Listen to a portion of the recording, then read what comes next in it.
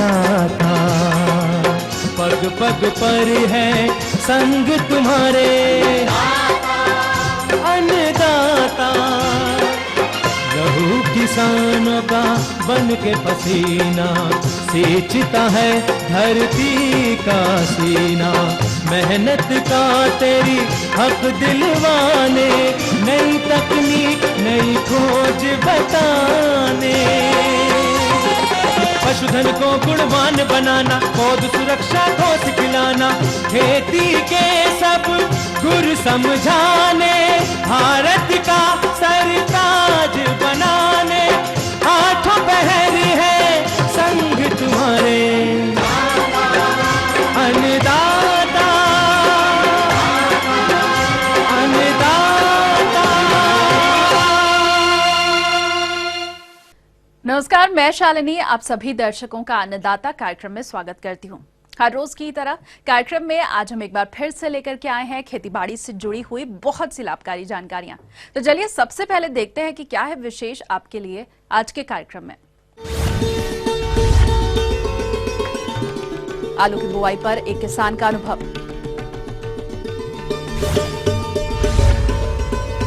गुलदाउदी की खेती से लाखों की आय, हिमाचल प्रदेश के किसान का अनुभव।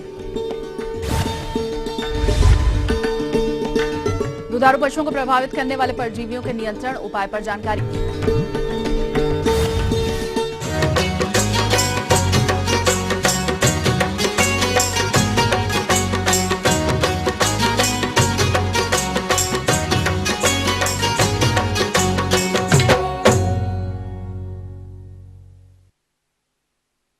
आलू सब्जी की एक मुख्य फसल है जिसकी बुआई का कार्य इस समय तेजी से चल रहा है। आइए मिलते हैं कसौली मेरठ के एक आलू उत्पादक किसान विनय सैनी से, जो आलू की बुआई पर अपने अनुभव आपके बीच बांटेंगे।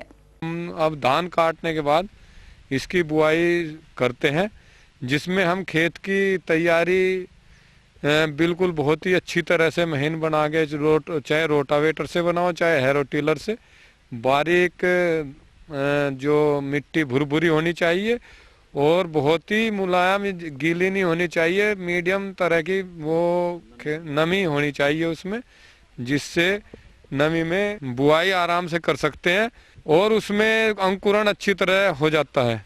4 से 5 कुंटल तक कंपोस्ट, वर्मी कंपोस्ट डालते हैं हम लोग, और 1 बीघे में, यानी कि 1 एकड़ में 15 से 25 कुंटल तक का वर्मी कंपोस्ट डालते हैं। और जो रासायनिक खाद है उसमें हम, जिस तरह से मानी जाती है कम समय की फसल है तो रासायनिक खाद कुछ अधिक मात्रा में डालने पड़ते हैं, जिसमें 20 किलो प्रति बीघा के हिसाब से डीएपी और जो पोटास है एमओपी वो डालते हैं, वो भी 20 किलो के हिसाब से, क्योंकि पोटास की मात्रा अधिक चाहिए होती है आलू में, और 1 किलो जिंक, और सल्फर की जो उचित मात्रा है ये परसेंटेज के हिसाब से 90% वाला 1 किलो प्रति एकड़ डालना पड़ता है। नाइट्रोजन के लिए यूरिया भी 5 किलो प्रति बीघे का यूरिया भी हम शुरू में बुआई के समय डालते हैं। अब रही किसान भाइयों के बीज के बारे में बताना चाहूँगा।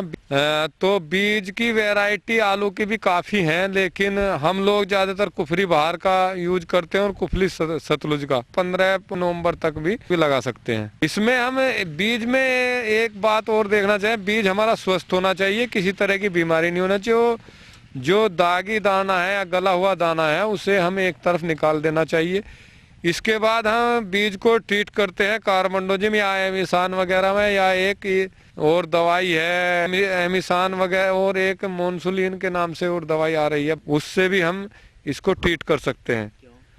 इससे ट्रीट करने के कारण कई हैं। इसमें फफूंद के जो रोग आते हैं उनसे उसकी रोकथाम हो जाती है। ड्रिप करने में हमें ध्यान करना चाहिए कि 5 से 10 मिनट के तक उसमें पानी में वो दवाई में आलू ड्रिप रहना चाहिए और निकाल के छाया में सुखाना चाहिए, तब उसको बुआई के लिए तैयार होना चाहिए। हम 1 बीघे में बीज 2.5 से 3 कुंटल के करीब लग जाता है, जो जिसका साइज 1 से 2 इंची के करीब हो। रही बात बुआई के तरीके की बात, साधारणतया जो लोग हैं पहले लगाते थे हाथ से आप भी लगाते हैं हाथ से भी ला सकते हैं, लेकिन अब वो मशीन आ रही है आलू से, पोटैटो प्लांटर, उससे भी आलू लगा सकते हैं, कुछ दिक्कत नहीं है, अच्छी पैदावार होती है। उसमें जो है बस वो 2 खून निकलते हैं, जैसे रेजर होता है हमारा गन्ने वाला, उसी तरह से उसमें आलू रखने के लिए वो होता है खन्ने, उसमें रखते हैं, बेल्ट चलती है जिसमें आलू रखते रहते हैं, वो उसके खूंट के बीच में डलता रहता है आलू, तो वो भी है। लेकिन अगर हम उसमें उपयोग एक कारण ऐसा है मशीन से लगाने में, मशीन से जो आलू लगाने में खरपतवार अधिक होने की संभावना रहती है। उसमें जो खरपतवार उसमें तो मशीन से एक बार लगा दिया छुट्टी होगी, उसमें फिर दोबारा कोई सांग के निराई गुड़ाई करने का मतलब नहीं रहता। लेकिन जो हाथ से लगाते हैं आलू, उसमें हम निराई गुड़ाई करने का हमें समय मिलता है और उसमें गूल भी चढ़ा देते हैं। लेकिन वैज्ञानिकों का कहना है चाहे मशीन से लगाओ चाहे हाथ से लगाओ, बीच में गूल 1 महीने के बाद चढ़नी चाहिए, जिससे निराई गुड़ाई भी हो जाए और आलू के ऊपर मिट्टी भी अच्छी तरह से आ जाए। आलू में पानी जो है 15-20 दिन के बाद ही देना चाहिए, क्यों जमाव, अगर नमी कम है हमारे खेत में तो हम 8 दिन के 10 दिन के बाद भी पानी दे सकते हैं। अगर नमी ठीक ठाक है तो 15 से 22 दिन के बीच में पानी दे सकते हैं। अगर किसान भाई आलू की खेती करना चाहे या बुआई करना चाहे नवंबर के महीने में, तो 5-10 नवंबर तक आराम से बुआई कर सकते हैं, कोई दिक्कत नहीं है, क्योंकि इसमें एक इफेक्ट पड़ रहा है मौसम का। अभी मौसम में इतनी ठंडी मर पाई जितनी आलू के लिए होनी चाहिए। तो ये थी कुछ उपयोगी जानकारियां। अब लेंगे एक छोटा सा ब्रेक, जल्द हाजिर होंगे और कार्यक्रम में आगे हैं बहुत सी महत्वपूर्ण जानकारियां, तो बने रहिए हमारे साथ। गुलदाउदी की खेती से लाखों की आय, हिमाचल प्रदेश के किसान का अनुभव।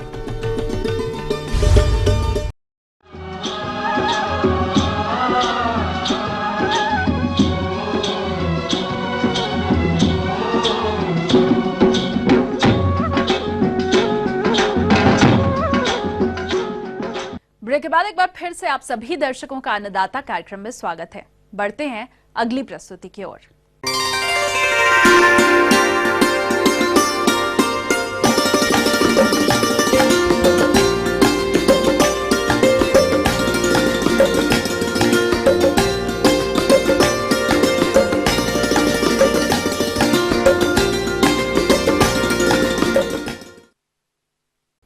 फूलों में गुलदाउदी की अगर बात की जाए तो इसकी खेती किसानों के लिए काफी लाभकारी हो रही है।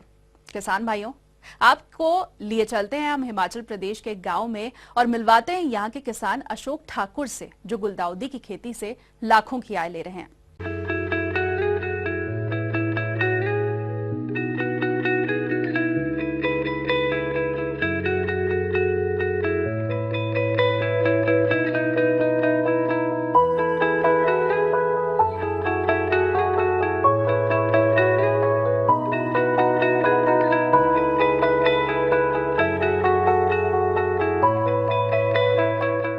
किसान भाइयों, मैं आज आपको बताना चाहता हूं कि क्राइसैंथेमम की खेती कैसे की जाती है, जो कि मैंने अपने खेत में की है। तो इसके बारे में मैं आपको बताना चाहता हूं। ये क्राइसैंथेमम की खेती करना बहुत ही इजी है और इसमें पैसा भी अच्छा मिलता है अगर आप ढंग से, आराम से और ढंग से करें। इसमें सबसे पहले इसमें क्या करना चाहिए कि हमें इसको खेत को प्लोइंग कर लेनी चाहिए, कि बा लेना चाहिए। ठीक है, बाने के बाद क्या करेंगे कि इसको प्लेन कर देंगे। इसमें हम फिर बेड्स बनाएंगे। बेड बनाने के लिए हम 110 सेंटीमीटर चौड़ा रखेंगे। लेंथ आप अपने खेत के हिसाब से रख सकते हैं। इसमें जब आप बेड्स बना लेंगे, बेड्स प्लेन होने चाहिए, स्पाट होने चाहिए, सीधे होने चाहिए। और उसके बाद आप जो प्लांटिंग मटेरियल कहीं से भी लें वो अच्छी जगह से लें। इसकी जो एक प्लांट मिलता है जिसको कि रूटेड कटिंग से बनाया जाता है, कटिंग से बनाया जाता है, वो 2-3 रुपये में कोई भी फार्मर जिसने पहले क्राइसैंथेमम की खेती की हो उससे आप ले सकते हैं ट्रांसप्लांट करने के लिए। तो सबसे पहले क्या करना चाहिए कि आप पौध अच्छी जगह से लें, खेत में पहले गोबर मिला लें, फिर प्लोइंग कर लें, फिर बेड ढंग से बना लें, जिसमें कि बेड का साइज़ कम से कम 110 सेंटीमीटर चौड़ा होना चाहिए और प्लांट टू प्लांट कम से कम आप 50 सेंटीमीटर डिस्टेंस रखें। जब आप इसको लगाएं, थोड़ा सा खड्डा करें, उसमें लगा के फिर मिट्टी साइड से चढ़ा दें, साथ में थोड़ा सा पानी दे दें। कम से कम 1 हफ्ते तक इसको सिंचाई करनी चाहिए, चाहे सुबह करें चाहे शाम को करें। शाम को करेंगे तो ज़्यादा अच्छा है, क्योंकि प्लांट को ज़्यादा पानी मिलता है और हवा में इवेपोरेट होके नहीं उड़ता है। तो आप इसको शाम को ही पानी दें तो ज़्यादा अच्छा होगा। सबसे पहले जैसे ही आप इसकी प्लांटिंग कर दें, प्लांट के साइड से इसको सपोर्ट के लिए मिट्टी चढ़ा दें ताकि गिरे ना। जब आप इसको मिट्टी चढ़ा दें कम से कम एक महीने बाद क्या करें कि इसमें डंडे लगा लें साइड में।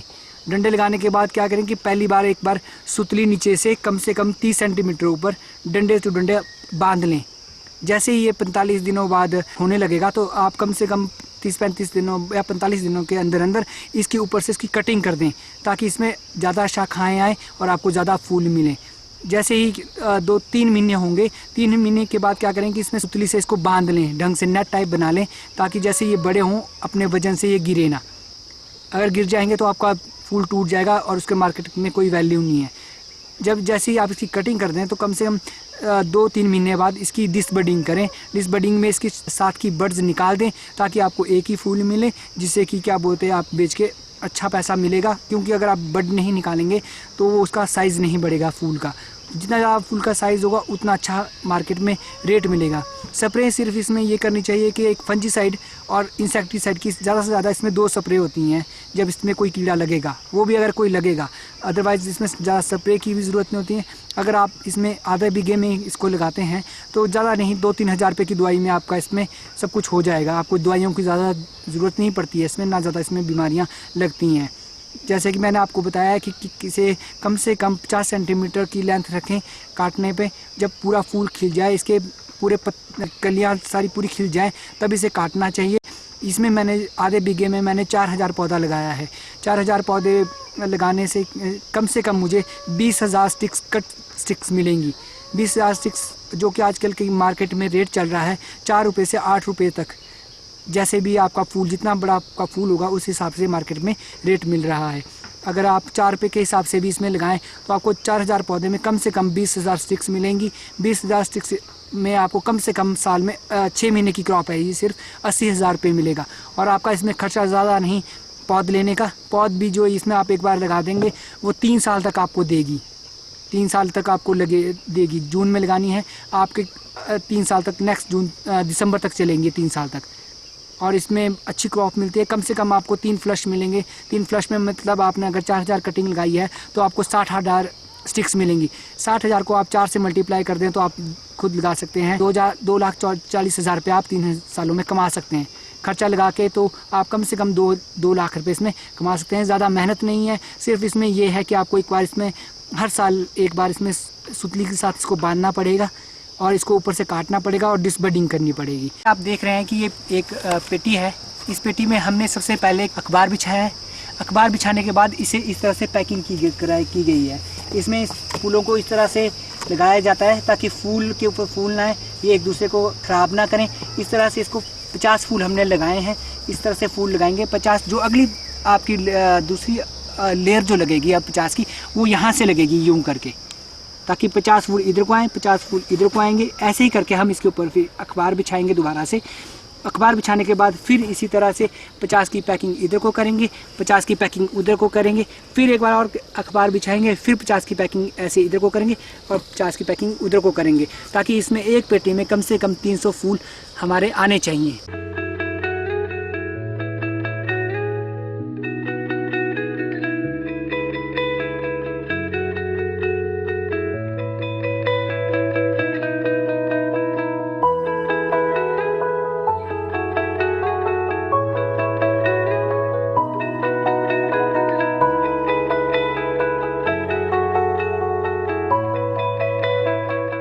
आगे और भी हैं कुछ रोचक जानकारियां, पर यहां पर रुकेंगे एक और कमर्शियल ब्रेक के लिए। जल्द हाजिर होंगे। दुधारू पशुओं को प्रभावित करने वाले परजीवियों के नियंत्रण उपाय पर जानकारी।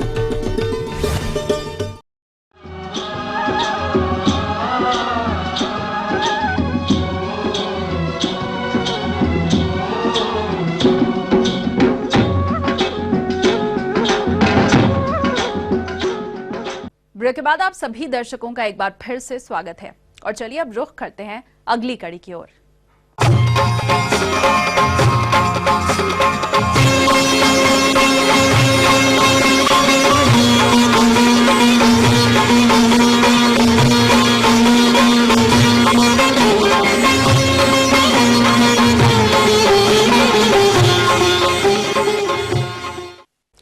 दुधारू पशुओं की प्रमुख समस्याओं में परजीवियों की समस्या सबसे पहले आती है।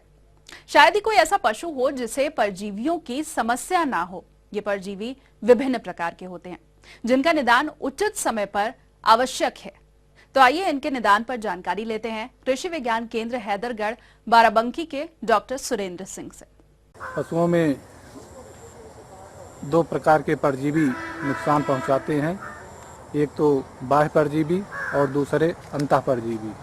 बाह्य परजीवी खास तौर से जब पशुपालक भाई अपने पशुशाला की साफ सफाई नहीं रखते हैं, पशुओं की सफाई प्रतिदिन नहीं करते हैं और पशुओं के रहने के स्थान के आसपास ही जो है गोबर के गड्ढे बना देते हैं और गोबर वहीं प्रतिदिन फेंकते रहते हैं, या पशुशाला की जो दीवारें होती हैं उनमें जो दराज होते हैं उनमें भी जो परजीवी कीट हैं, खासतौर से चपटी है, किलनी है, जूं, ये सब जो है उसमें पनपने का भय रहता है।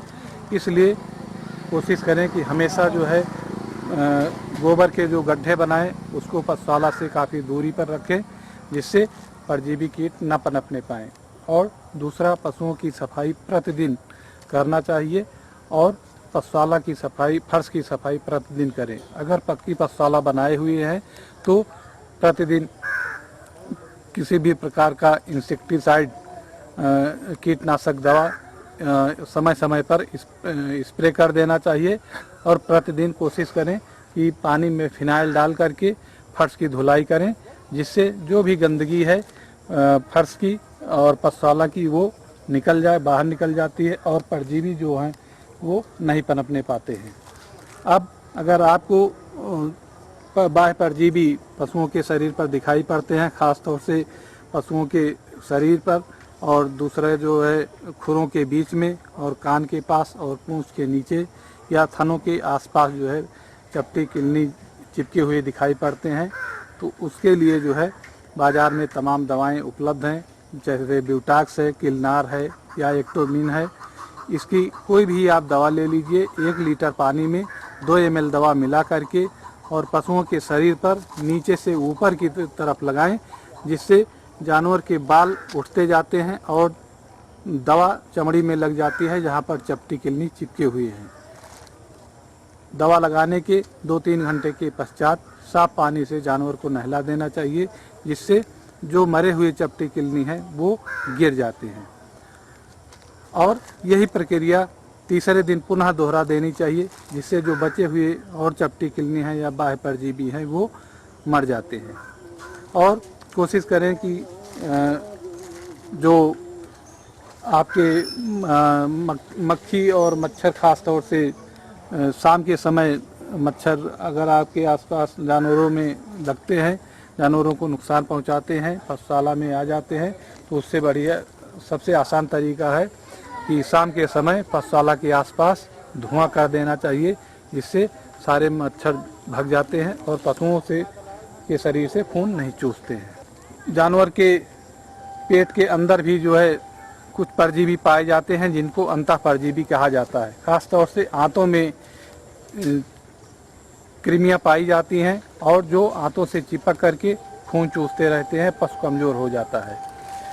कभी कभी पशुओं में लीवर फ्लू का भी प्रकोप हो जाता है जिससे जानवर की भूख कम हो जाती है, जानवर बहुत पतला बदबूदार गोबर करते हैं और उनकी आंखों से बराबर पानी गिरने लगता है। तो ये समझ लेना चाहिए कि हमारे जानवर के अंदर अंतः परजीवी या जो पेट के अंदर कृमि है उनका प्रकोप हो गया है। और जो छोटे बच्चे हैं उनका पेट बिल्कुल ढोल के समान हो जाता है और जो कुछ भी चारा खाते हैं या दाना दिया जाता है उनके शरीर में नहीं लगता है, उनकी हड्डियां दिखाई पड़ने लगती हैं, उनकी जो वृद्धि है वो रुक जाती है। तो इससे बचाव के लिए सबसे बढ़िया तरीका है कि जो छोटे बच्चे हैं उनके लिए बाज़ार में दवाएं एल्बेंडाजॉल की उपलब्ध हैं, उसको आयु के हिसाब से, आयु के अनुसार पशु छोटे बच्चों को 15-20 दिन के अगर बच्चे हैं तो उनको 10 ml दवा पिला देनी चाहिए और दूसरा डोज फिर 1 महीने के बाद। इसके बाद समय समय पर दवा जो है पिलानी चाहिए। सभी जानवरों को साल भर में 2 बार 6-6 महीने के अंतराल पर दवा अपने जो निकट के पशु चिकित्सा अधिकारी हैं राजकीय पशु चिकित्सालयों के, उनसे संपर्क करके कृमिनाशक दवा सभी पशुओं को देना चाहिए।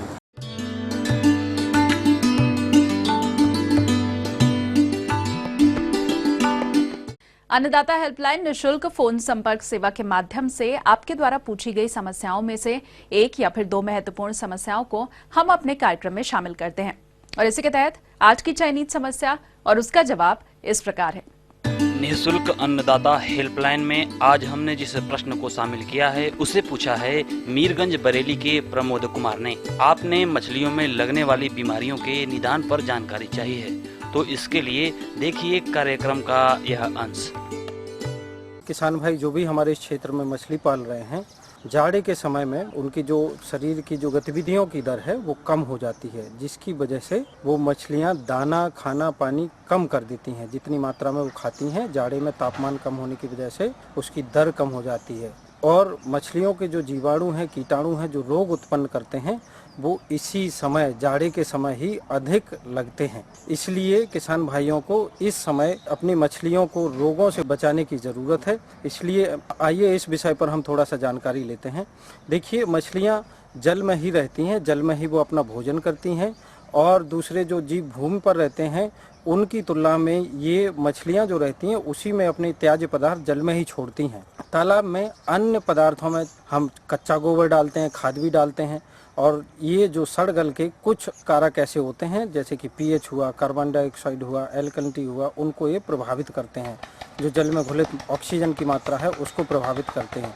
इसलिए मछलियां तनाव में आने लगती हैं और ये तनाव ही मछलियों में रोग लगने का प्रमुख कारण होता है। मछलियों में जब भी रोग लगने की संभावना बढ़े तब हमें किसान भाइयों को ये कहना है कि वो मछलियों को अपने जाल चलाकर प्रति माह देखते रहें और जब भी उन्हें ऐसे लक्षण दिखाई दे रहे हैं कि मछलियां तनावग्रस्त हो रही हैं, उनके पंख सड़ने लगे हैं या उनके शल्क जो हैं वो झड़ने लगे हैं, तो उनको अपने किसी विशेषज्ञ को दिखाएं।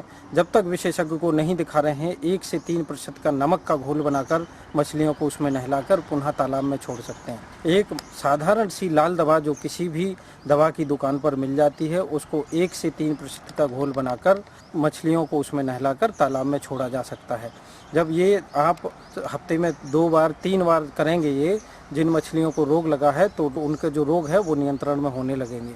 कुछ चीज़ें ऐसी हैं जिनका हम लगातार तालाब में प्रयोग करते हैं और उनको वो रोग से बचाती हैं, जैसे कि चूना है। जो कृषक चूना है वो हम यदि तालाब में 200 से 250 किलो प्रति हेक्टेयर की दर से डालते हैं तो ये पीएच के मान को सही रखता है। ये चूना बैक्टीरिया को, जीवाणुओं को मारता है और अन्य कारकों को भी, जो तालाब की तलहटी पर जो सड़े गले पदार्थ पत्ते जमा हो गए हैं उनकी सड़ने की प्रक्रिया को तेज करता है, जिससे कि जो हानिकारक तत्व हैं, हानिकारक गैसें हैं वो ज़्यादा उत्पन्न नहीं होती। कुछ बैक्टीरिया ऐसे रहते हैं जो कि उनके पंखों को सड़ाते हैं, जैसे एरोमोनास साल्मोनेसिडा है जो धीमे धीमे शल्क झड़ते हैं उनके, फिर बटन के आकार का उस पर लाल चकत्ता पड़ता है, फिर वो चकत्ता धीमे धीमे मछलियों के मांस में पहुंच जाता है। ये बढ़कर उनके मांस को गला देता है। गलफड़ों पे कुछ जो परजीवी रहते हैं वो चिपक जाते हैं, जैसे आर्गुलस है, लर्निया है।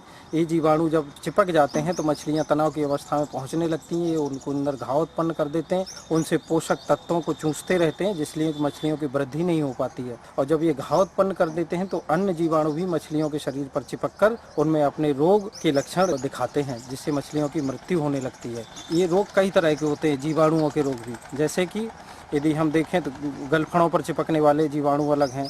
जो ड्रॉपसी एक रोग है जिसमें ऐसे प्रतीत होता है जैसे मछली के पेट में पानी भर गया हो। एक पंख सड़ाने वाला रोग होता है, जैसे लगता है कि मछली के पंख सड़ रहे हैं, उनकी जो धाराएं रहती हैं पंखों की वो अलग अलग होने लगती हैं, सल्क झड़ने लगते हैं उनके। इस प्रकार से ये कई प्रकार के रोग लगते हैं। फफूंदी के भी कई रोग हैं, जैसे कि EUS जिसको एपिजोटिक अल्सरेटिव सिंड्रोम कहा गया है। इसमें सेप्रोलिग्निया एक फंगस है वो भी रोग पैदा करता है। कॉटन माउथ डिजीज है वो भी रोग पैदा करता है। तो जब भी फंगस का इस प्रकार का लगे कि जो फफूंदी का आकार लगे उनके मछलियों के ऊपर, तो हम उसको नमक के घोल में अथवा मेलाचाइट ग्रीन के घोल में, मिथाइल ब्लू के घोल में, मिथाइल ऑरेंज का 1 से 3% का अधिकतम दर तक का घोल बनाते हैं और उसमें मछलियों को नहला देते हैं, जिससे कि मछलियों की जो फंगस जनित रोग हैं, फफूंद जनित रोग हैं, वो उनके खत्म होने लगते हैं।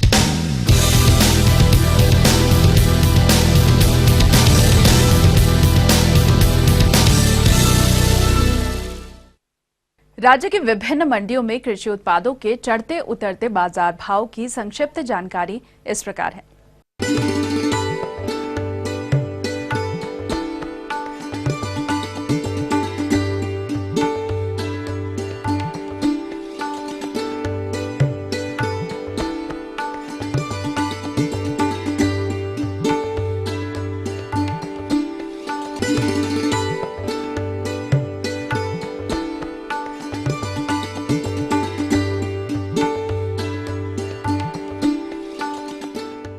हम ये उम्मीद करते हैं कि आज का कार्यक्रम आप सभी दर्शकों के लिए उपयोगी रहा होगा। किसान भाइयों, अन्नदाता आपकी सेवा के लिए संकल्परत है। कृषि संबंधित समस्या और सुझावों के लिए आप हमें इस पते पर संपर्क कर सकते हैं।